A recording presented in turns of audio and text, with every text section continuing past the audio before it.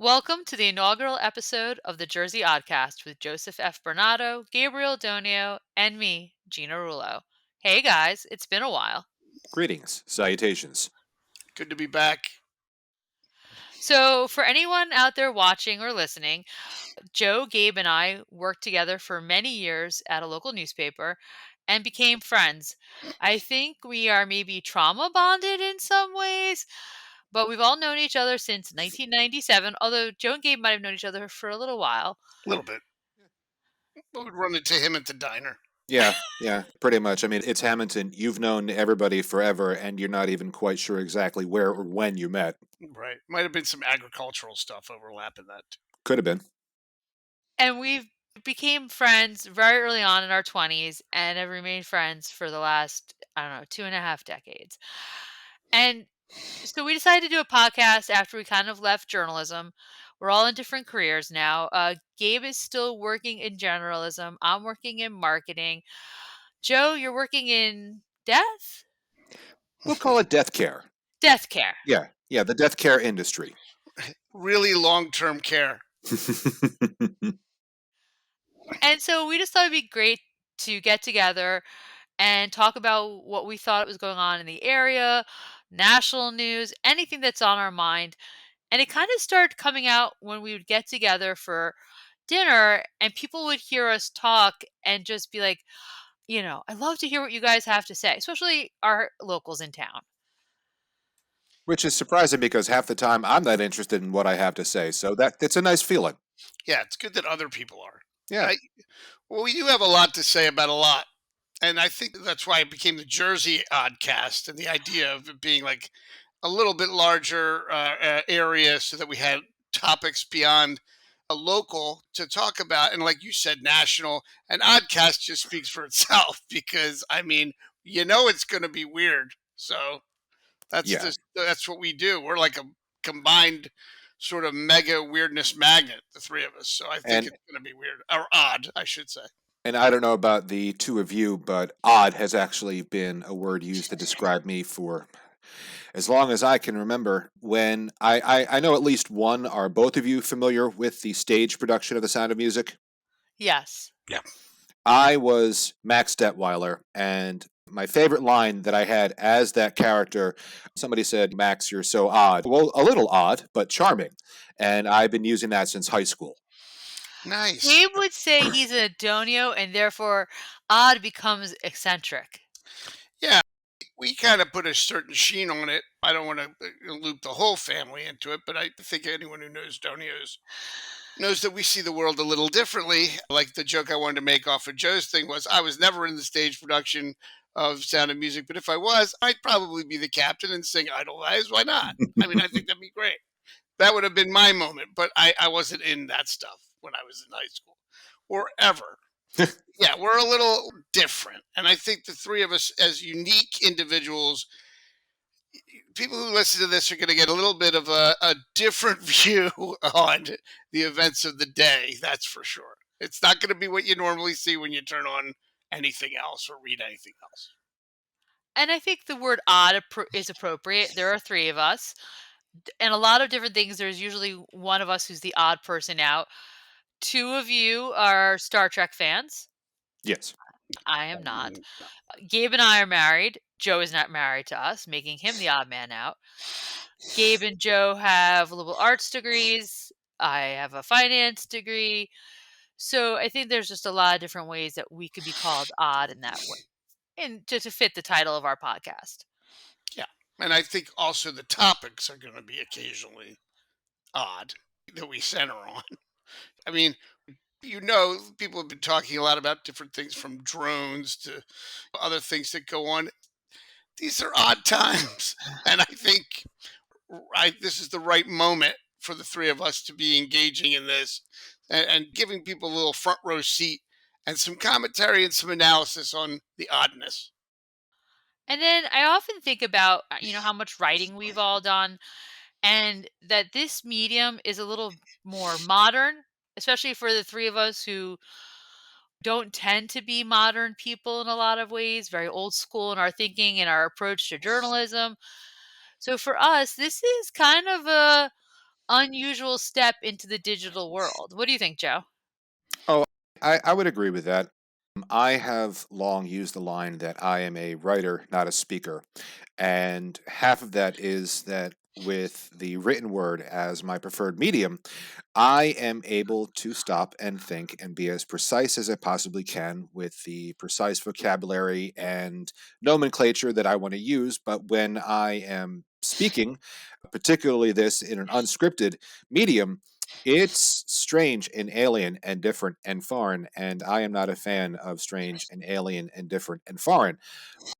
I have, except for when I would do weather forecasts, I'm kind of a stranger to being on camera, but even then, if I needed 37 takes, yes, it would frustrate you, but I got those 37 takes. Fair enough. So, yeah, uh this And is we'll a little be odd for me. That's right. And what we'll try and do to normalize it for you a little bit and for each of us, because it's odd for all of us. We'll weave in maybe a weather report before the first episode is done here. I think you might have some background with that a little bit. So A between little now bit. and the end of this thing, I think it might be so that there's a little bit of carryover. And like Gina said, we're writers. We think like writers because we were writers for so long, and you continue to write, Joe. I know, and Gina, you do as well, and you're me not as much now. But we're all creative people, and I think there's always an element of the outlier and the odd when you're dealing with creativity, and I think that's fine.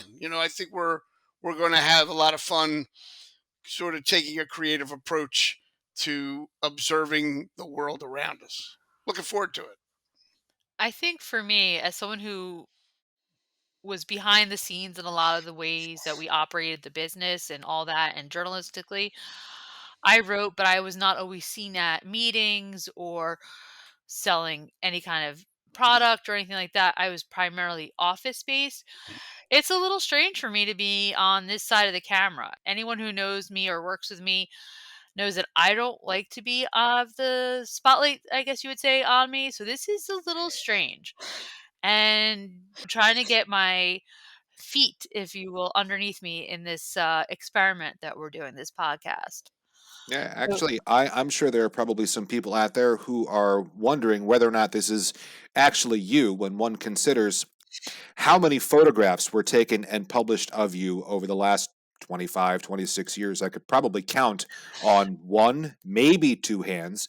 So the only people who know that indeed this is you are people who know you. So, fair. yeah. Yeah, So, Gina's got a lot of the element of Mrs. Snuffleupagus. Yeah, I know. It's like we all talked about her, and people were like, "Well, does she really exist?" But you were out and about in the community and civic groups and other things. It's not like you weren't out there, but you weren't just in Fair. the media side of it. Joe's absolutely right. You were not face forward. You no. were face backward. I mean, it was like if somebody asked for, "Oh, let's take a photo," Gina would be the one who would take it of all the Yeah. rest of us. Oh, So, absolutely. so I mean, you did not want to be in that limelight, and now here you are. Do you guys remember like 100 years ago when my parents put something in the paper?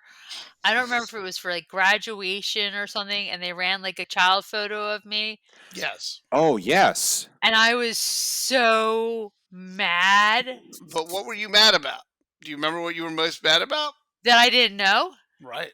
That you Yeah. didn't know what was going in your own editor's paper as the editor. You wanted to know everything that was on every page, and that the fact that we somehow got it around you, that was you were steamed. I was salty for days. And then it was a Yeah. little child photo, very cute, by the way, Yeah, very what cute. happened? I don't know, not sure. My brother and sister-in-law sent us a picture of their kids for Christmas, and I saw the picture of my niece, and I think she looks just like my sister-in-law. And then I said that to my sister-in-law, and she's like, "No, I think she looks just like are you." It could be that she looks like my brother because at the age that my niece is, my brother and I looked a lot alike. There are pictures where my mother is not sure if it's me or my brother because we had the same haircut, and I had to Oh. wear my brother's hand-me-downs. Yeah, So, there are some pictures where we look so similar, and I hope she grows up to look like her mother and not my brother or I. yeah. It's hard to judge from old photos. I mean, who looks like what or whatever. I mean, I, for example, weigh about 200 more pounds now than I did when I was a kid. So it's like not going to look exactly the same. It's funny because people do confuse one brother for another. I have three brothers, and especially if they're looking at kid photos. But that's Yeah. everybody's different. I never had that problem. My sister, my eldest sister, there was no way I was being confused with her. She was 9 years older than me. And then my older sister, Annie, is 2 years older than me, but she always had long hair and bangs, and I always had short hair and really thick glasses. There was no mistaking us at all. From each other. That's it. Yeah. Yeah. All three of us wear glasses. Joe's are the thickest. I don't think I've ever seen glasses that thick. Oh no, no, you probably have not. Yeah, Coke bottle bottoms we used to call 'em. Yeah, That's yeah. that look. And let me tell you, I believe I was in sixth grade when the Hubble telescope was launched. That thing was the bane of my existence. The one time my classmates actually paid attention to current events and science class was to just find a new name to mock me with. And they hit you with Hubble telescope. Yep. Hey, Hubble. That's great. Thank you. I, Yeah. oh, I think you need to change your Facebook name or Instagram handle to that. No, I am not doing that. Yeah, that's not going to happen. No. Now, switching back to the topic du jour, which is this actual thing and why we're doing it. My question to you, Gina, as the moderator, is where do you see the thrust of this going in terms of the topics that people are going to hear about? Well, I think at the end of the day, we're going to talk about what's new and interesting to us. And it's going to be things that are maybe happening in Hammonton, in Atlantic County, South Jersey, New Jersey, and even nationally.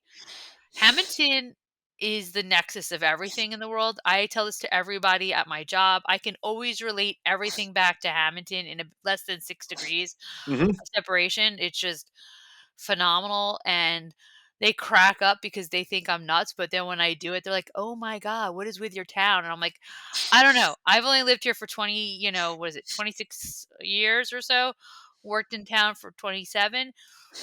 And so, there's just a lot that happens, and we can bring it all back to Hammonton. I would Yeah. also say that the three of us have a deep and abiding love for the town of Hammonton. And when you truly love something, you love them, as I say, warts and all. And even the bad sides of the town or the negative aspects, we love that too. And we just want the best for our community. So this podcast is going to talk a lot about Hammonton because that's where we all live. Joe and Gabe are from town originally. I'm a transplant because Gabe had to marry someone from out of town. Otherwise, he would have married a cousin. Ouch. And, you know, She's not wrong. Mm. Not wrong. It's says the hurt. It's Berenato, hurt. who's probably Yeah, dated a yeah. few I was cousins. going to say it's hurtfully accurate. Yeah, well, that's why I've married out of town, and as far as I know, there was only one individual who was a wildly distant cousin who I went on a singular date with. But that was always a concern of mine because I never knew who my cousins were, so I was always very careful about that. Yeah, I always say that. Come to Hamilton and meet cousins you've never met yet. Because I mean, it's just such a big. The families were to explain to people who might not, for whatever reason, know.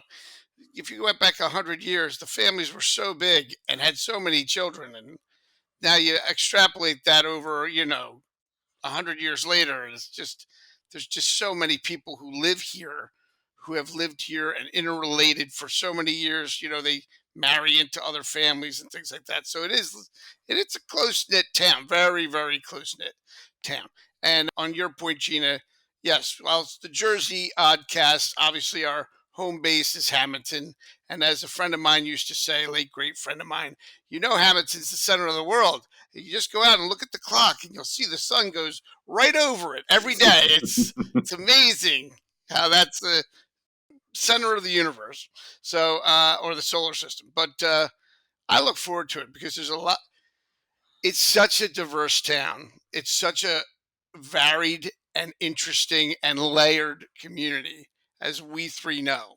Yeah. And there's so much to talk about that doesn't often always get talked about. And now I think we'll have an opportunity to do that and have a conversation with the people who view this podcast.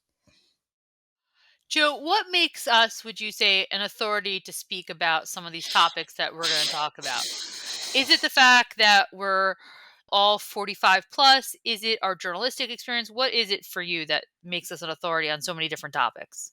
Well, it's yes, we'll go with that. I'd say we're definitely more authoritative than we were when we started because we were still in like short pants when we started along this road ages ago. Not that we let anybody tell us that, though, to be very Yeah. fair. No. We knew it all. And by, What? by started this, you mean started in journalism? That's Yeah, Yeah. yeah. I mean, like, we were teenagers, Gabe. You were 23. We were all, and no one can tell anybody that age anything. And I think to a certain point, we've carried that with us because I don't know about you, but ain't nobody can tell me a damn thing still. And I'm Right. 46. As your But former editor, yes, I know Uh, yeah, that. yeah. Well, I got easier to work with over the years, though. If you Same. just beat me down, but I did not. I just want to be clear on that. I just got more and more cantankerous, but that might We be know the whole this. Perry White, J. Jonah Jameson thing that happens Oh, when is this you're a a nerd publisher. reference that I'm not going to get? That was an easy one. that's a very easy one. That's Perry White's The Daily Planet, and Who's J. the other Jonah one? Jameson is The Daily Bugle. Daily Planet is Superman. Daily Bugle is Spider-Man. Spider-Man. Okay, quick side note. I have to admit, the trailer was amazing for the new Superman. Yes, That was yes, good. it was. I am there just for crypto. Yeah. Is that the dog? Yep. Yes. Same. Yeah. Yeah, that's obviously at the Fortress of Solitude. Mm-hmm. Or Absolutely. just someplace that's really snowy. And this is the kind of pop broke, just so everyone knows, so that they don't get a broken ankle when we make these turns and deviations. We will be making pop culture references. That one was to the new James Gunn. Do I have that James right? Gunn. Yeah. Directed Superman movie coming out in 2020. It's coming out next year, July 11th to 25. So that's what we're talking about when we say that. The other J. Jonah Jameson is to, like we said, newspaper publishers, as I used to be a newspaper publisher. So I'm not going to footnote everything. Everyone's just going to have to keep their ears on. I'm just proud that you found the trailer, Gabe, considering that Entertainment Weekly no longer publishes a That's printed sad. magazine anymore, and you It's have sad. nothing to read. Listen, I really mourn the loss of reading Entertainment Weekly because that was the way I got most of my entertainment information, not to scroll through stupid websites and Yahoo News or whatever. It's just embarrassing. I didn't realize Yahoo News was still a thing. So you're the one that's still reading it. I'm the guy still reading it. I'm very loyal when it comes to these things. Listen, just so you know, it's just from a guy who works in a graveyard. I mean, like as a grave digger, and still wears a fedora on occasion. Of course I do. Absolutely I do. Like talking to me about it. Like when I just don't wore like one of the it. tree lighting ceremony. My old Stetson. It's very nice. Thank And you. Put a piece of holly in it, did you? I did not know, but I wore that one because it had the nice satin lining on it. Okay. Yeah, And so it's nice and warm. and on that point, I think this is the other thing I wanted to say since you said that tree lighting and the fedora. It is still a very traditional town. It has some newer elements now that it didn't have before, good, bad, but it is still a very traditional town. And I think that's what makes this thing great because we're the conversation at the counter of the luncheonette. That's what we're going to bring to you. We're going to, this is just you're at our table or you're sitting at the counter with us and we're having a discussion about this town we love and the state we love and the country we love, etc. So I think if people are like, well, what's the thrust of this podcast? It's that you're going to feel like you're in our conversation. And to get back to your question, Gina, the reason I think that we're authorities, not authoritarians, that's an entirely different Yeah. word. We're authorities in the matter is because we've been having these conversations for 27, almost 28 years. We are deeply entrenched. We pay attention. We look around. We talk to people. We know, between the three of us, we probably know the entire history of the town back and forth.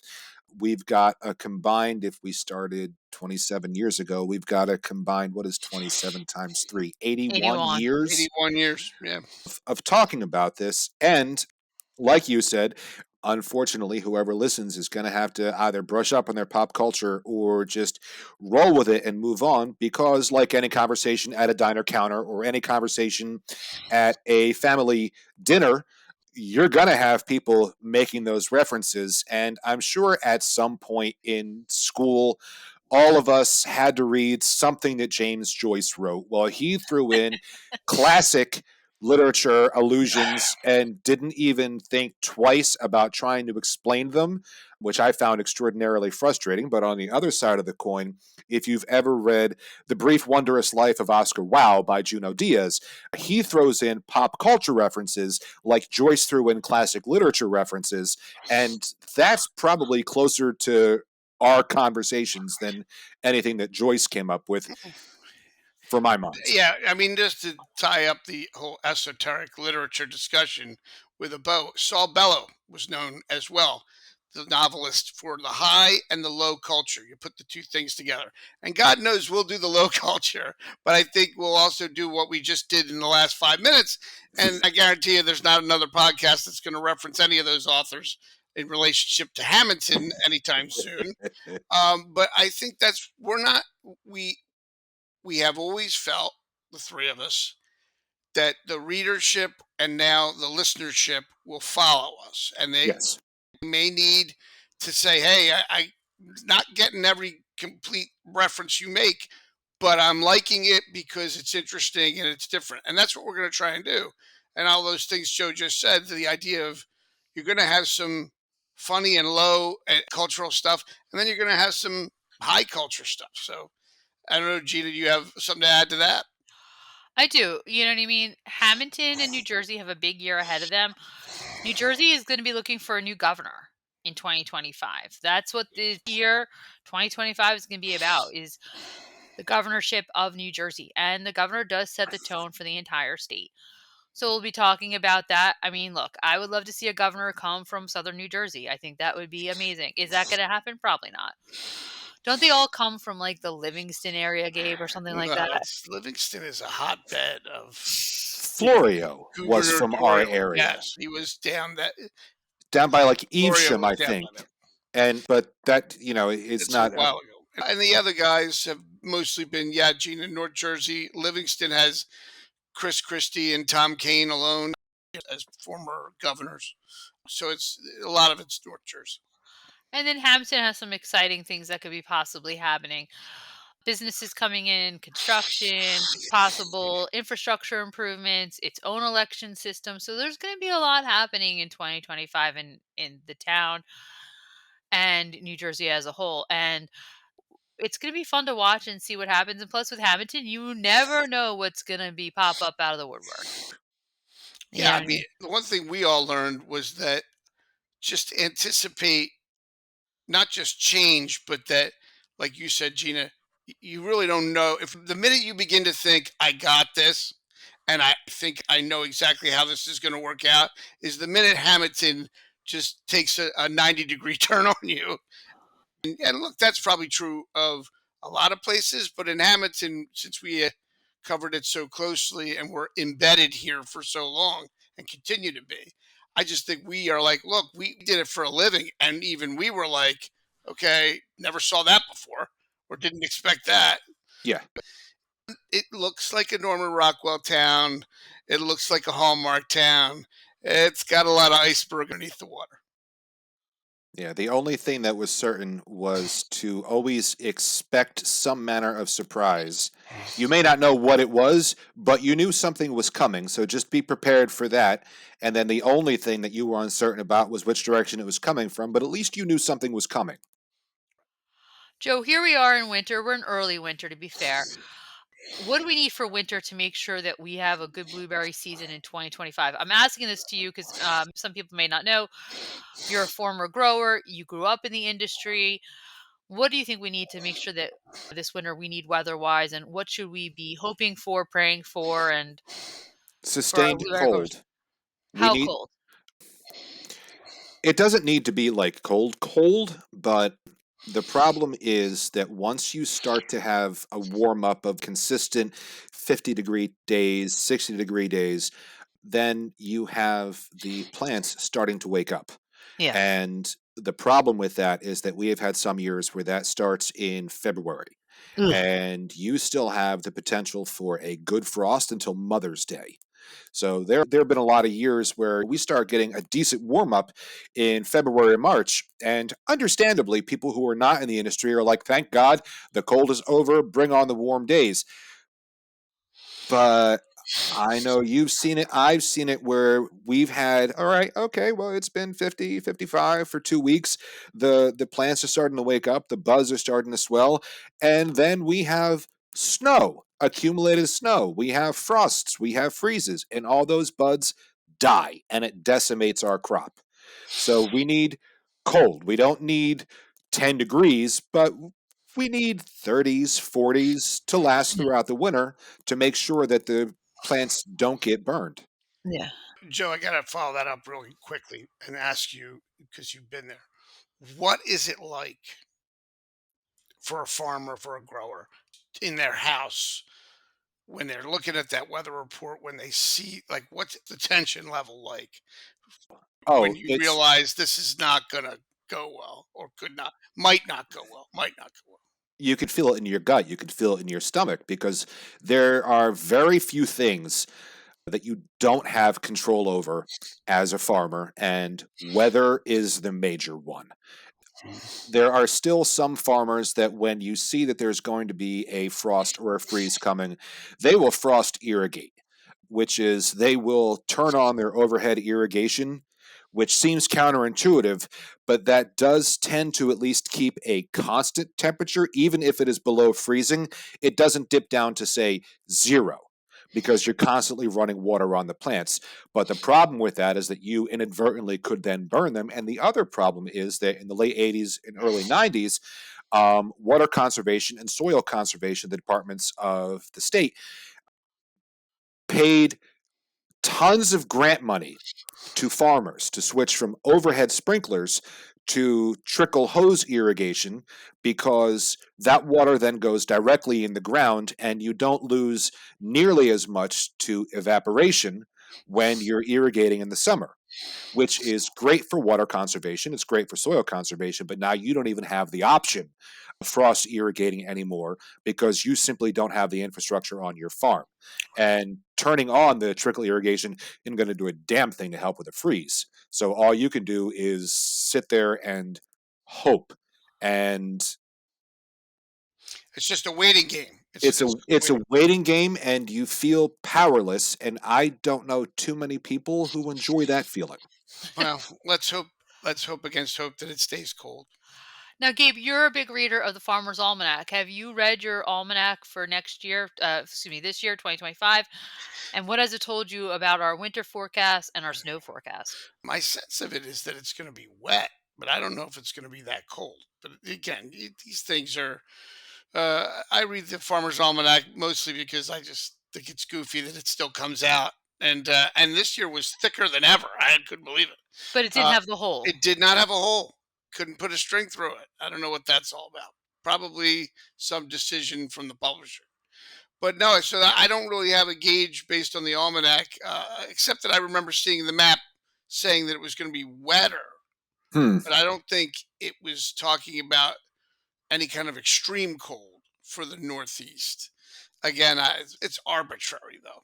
I mean, the almanac to me is more of a throw a dart against a dartboard thing, but I'm sure there's some science behind it now. Are there any events that you guys are looking forward to in 2025 in town or in New Jersey? I mean, for me, obviously, it's always the feast week, Yeah, July. I love that. And I believe we're at the 150. $150. sesquicentennial of Yep, that. Yeah, the sesquicentennial. that's the I don't one think I'm they're looking calling it forward that. to. I think we've all learned how to say that word in 2016 for the town. So I want to use that word as much as I can since learned how to spell it and say it. So I think we need to use it.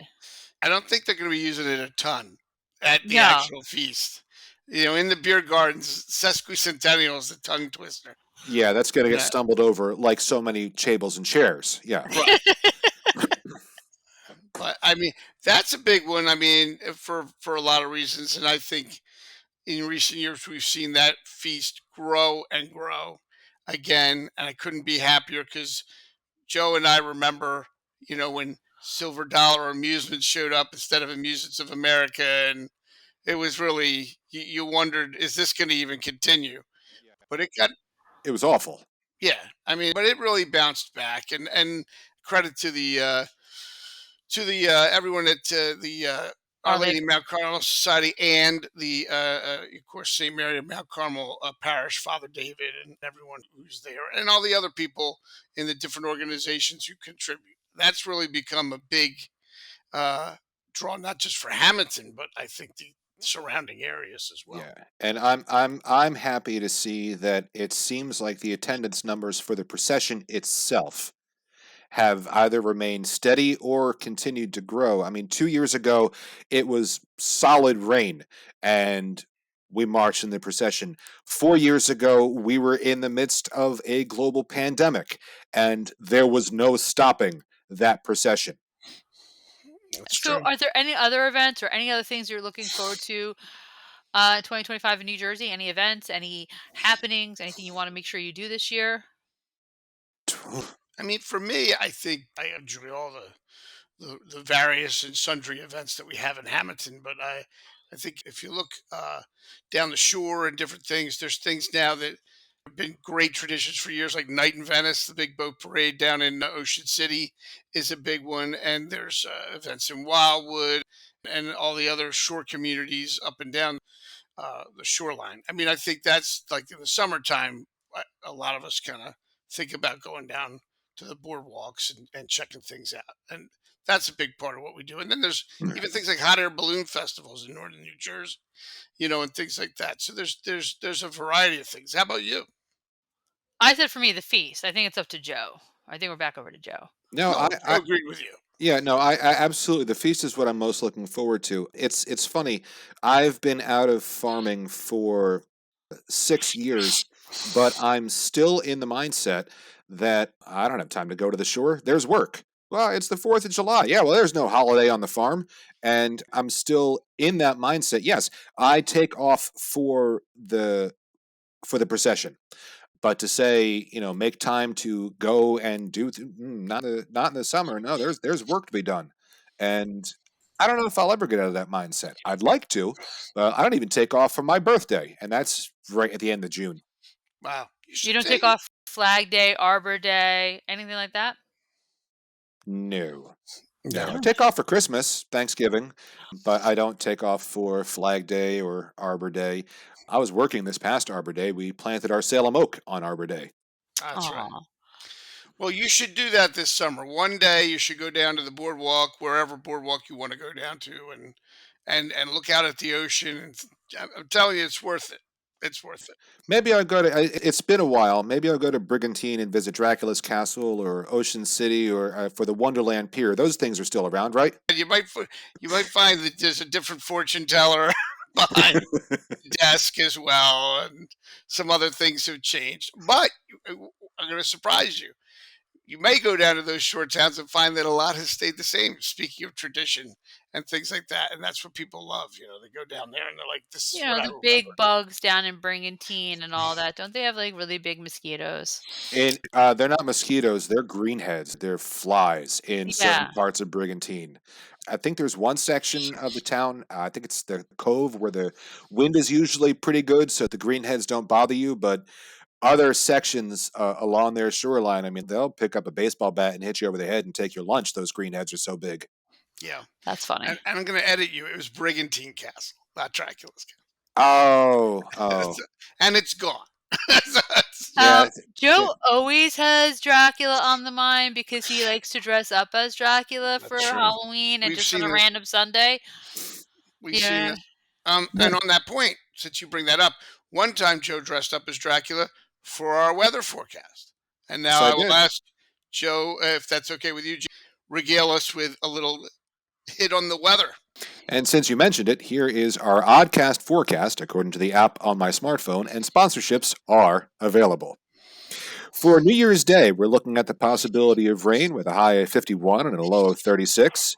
January 2nd, we're looking at partly cloudy with 45 and 33.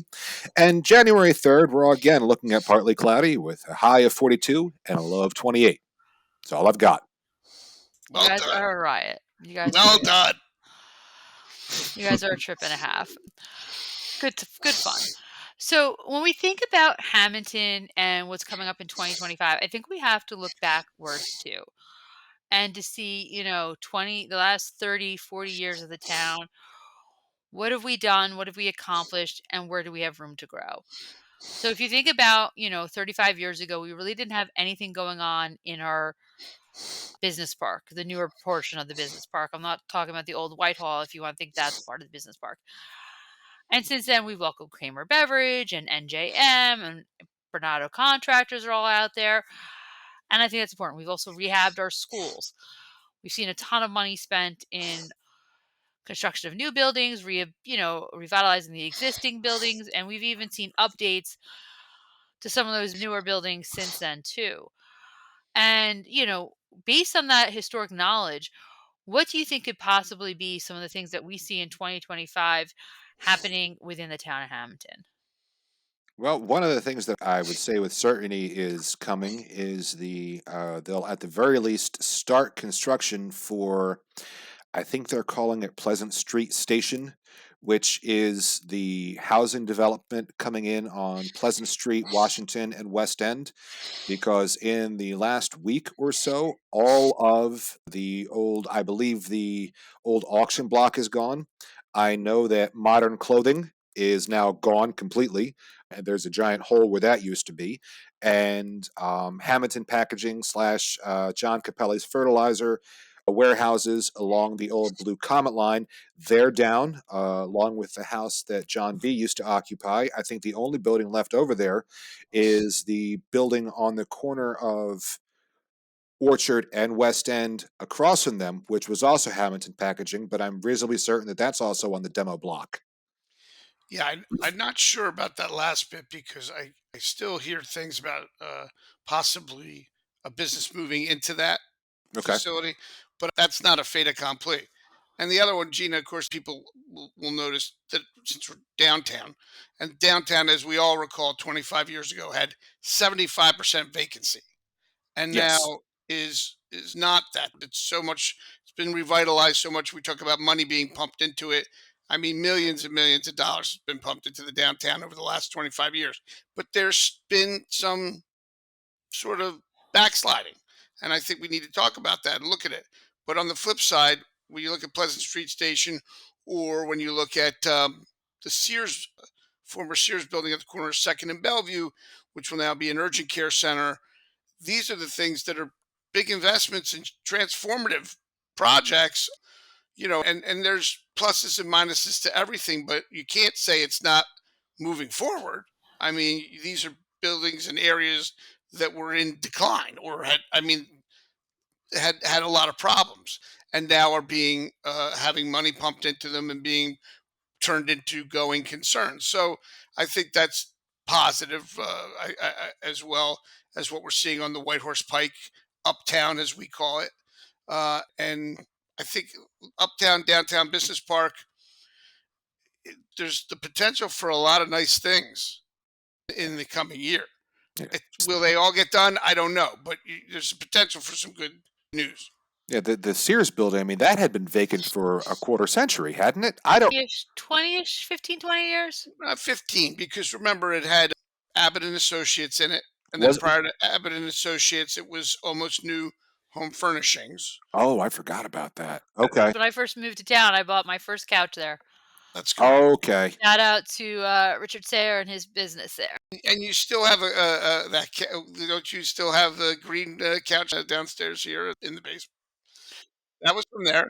No, that wasn't from there. That was the fabric couch, the gingham couch. No, the gingham couch is what you bought there. Yeah, no. The The green other one piece, that's like leather.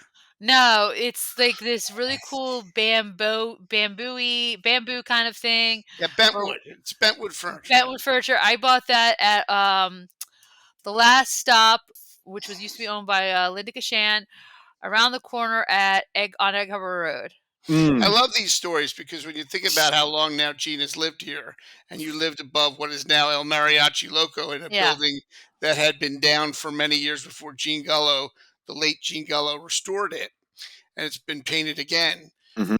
When you really think about what that area was like then, and to compare to what it's like now, it's night and day to the positive. It's amazing. Yeah, The transformation of the downtown has been one of the great success stories of Hammonton, without a doubt. absolutely.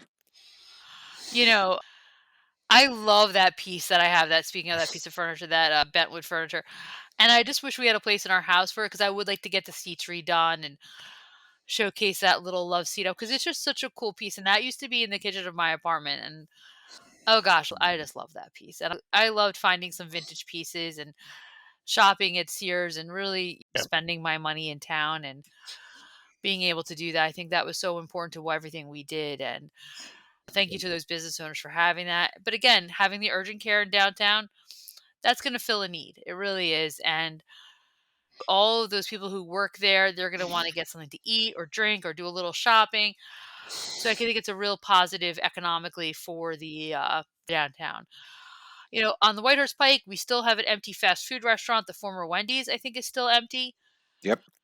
I would love to see that filled. I don't know what fast food would do well here. Again, we have a rooftop issue. We always talk about that. We've talked about that forever because we're surrounded by Warren State Forest, and we have that population dip, like our neighbors in like Egg Harbor Township. Yeah. So I don't know what that could be. I don't think we're getting a Chick-fil-A, although every young person would love that. You know what I mean? I don't think we'll get a Raising Cane's. I don't know. Well, I I mean, don't know what else is out there. the reason that everything is out there, fast food wise, Applebee's, Burger King, Taco, Yeah. McDonald's, and everything else that's a chain that's out there, is we don't have a number of rooftops in town. We're 15,000 people in Hammonton. But the traffic counts when you Yeah. go left off of 206 are off the charts, particularly in the summer. So I think when you look at that area, and you look at what's out there now and hopefully what could be filled with a Wendy's, it should be a chain, because that's what people are looking for. It's a de facto rest stop, that whole area with all the different food. I know that it's been a little bit, since we lost a favorite restaurant of ours, Gabe and I, or eatery, whatever you want to call it. But I do want to give a shout out and a thank you to DNS Subs for their many years of service and creating some of the best cheesesteaks I've ever had. And they really were a staple and such a great part of the Whitehorse Pike, an iconic building, iconic service inside. And it really was, the whole thing was like a piece from a movie set. It really, and the Salvatores who ran it, just a character of their own. And No. really, thank you to them. And I think what we've always done well, the three of us, is look back at history and say thank you and to, honor our history. Yeah, and on that point, Joe, Daryl Salvatore was at the grill. Was that Second last Saturday? day. Was that The second Saturday? last day. Yeah. The It was Friday. We were there. it was The Friday. It was Friday. The second second last last day was Friday. He ended on December 20. 21st, the winter solstice. Do I have that? Do I Yep. have Yeah. that right? Okay. Yep. And so we went Friday. Is that? Yeah. And we were at the counter, and I mean, the place was jammed with people, and there were a lot of takeout orders, and he was there doing his thing, and it was an honor just to be there, sort of at the end. And I wish him a very happy next phase of his life, because he certainly earned it. Yeah, and he'd been considering retiring for a number of years, if I remember right. But the customer demand was like, please, no, don't. We're not going to ever have good cheesesteaks again. Please stay in business. Yeah, it's great to have that kind of support. And I Yeah. think for him, he just felt like, I think he said, was it 42 and a half years on the button? I Mm. think that's what he just decided, that's it. And I think sometimes, and we all know this, sometimes you just know it's time, and you know that the time is right and it's time to go. I feel nothing but, like I said, admiration. And the pizza steak I had was delicious. So, as good as the first one I had there probably 30 years ago. What was the sign? It said like U-turns free or Yeah, something you like. turn free with sub. Yeah. I mean, That was like, underneath the sun. such a wisecracker. Like, it was such like a Hammonton spot right outside of Hammonton. Yeah. You know, And a great, as I told him, was one of our favorite spots, and certainly together or separately, to stop in there and just spend some time and talk with him. There was no talking with him that night because he was No. too busy. But just in previous times, it was just a fun place to go, and straight out of the late 40s and 50s roadside with that curved walls and those curved walls and the green wishbone over the door in neon and everything. It was just, as we said, this podcast will focus on the odd, the unique, the different, and I think those things that stand out. And DNS subs stood out Oh for sure. yeah. Yeah. I remember sometimes Gabe would be like, I'm like, hey, Gabe, do you want to grab lunch? He's like, no, I'm good. I had a little something. I'm like, what does that mean? He's like, well, I was in ACCO seeing a couple of clients and I made a stop. And I'm like, you had a pizza steak. Well, You had a pizza steak. That's why fine. not? Why not? I mean, it's not a crime. I'll let you know. There's no crime Yeah. involved. I paid for it. Yeah. No, there's no crime. It's I just didn't like, steal it. yeah, no, of course not. But, I think that we all have those favorite places that we like to go to. And, DNS will be missed. So, but then again, thank you, Daryl, and thank you, family, for doing that for so many years for all of us out here who love a good cheesesteak. And it's such again, a South Jersey, Philly thing. You know what I mean? I know other states now make cheesesteaks, but it's just really, it's not as good unless you get it from this area. Well, and No. from that era. I mean, the man had done it for 40 some years. I mean, like you're never Yeah. gonna you're never gonna see that again. What's your go-to cheesesteak place, Joe? It depends on the kind of cheesesteak that I'm looking for. I've got Okay. What's the farthest you've gone for a cheesesteak? I tried a cheesesteak in Texas once. Mm. Oh my That God. sounds Yeah, Okay. I was at this restaurant in Galveston and they had Philly cheesesteaks on the menu, and I had to know. I had to know what they thought a cheesesteak was, and I knew that it was going to make me angry, and I had to order it anyway, and I was not disappointed. It made me angry. Have you ever seen pictures of what Domino's calls a cheesesteak? No. Okay, well that's I will have to Google that after this video. yeah, like that's what it was. It was on some sort of crusty ciabatta something, and it had some sort of meat, and I don't even know what kind of cheese was on it, but it was just like what Domino's has. And I don't fault Domino's. They're a national chain, like from the guy who owned the Detroit Tigers. So like they don't know what cheesesteaks are. That's fine. You order it, you know what you're getting from them. But I think that's the furthest I went. I didn't go there for the cheesesteak, but that was the furthest away from this region that I've had a cheesesteak, and it was exactly as disappointing as I thought it was going to be. So it was exactly what I was expecting.